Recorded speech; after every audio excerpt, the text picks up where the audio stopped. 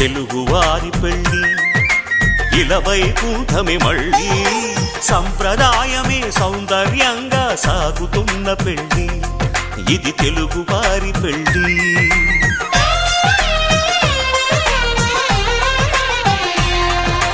తెలుగువారి పెళ్ళి ఇలవైకుంఠమే మళ్ళీ సంప్రదాయమే సౌందర్యంగా సాగుతున్న పెళ్ళి ఇది తెలుగువారి పెళ్ళి ఒకరికి ఒకరని అనుకుంటే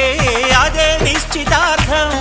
ఆ నిర్ణయానికి తలవంచడమే పెళ్ళి అంతరార్థం శతమానం భవతి అంటుంది శ్రావణ మాసం శ్రావణ మాసం శ్రావణ మాసం తెలుగువారి పెళ్ళి ఇలవైకుంఠమే మళ్ళీ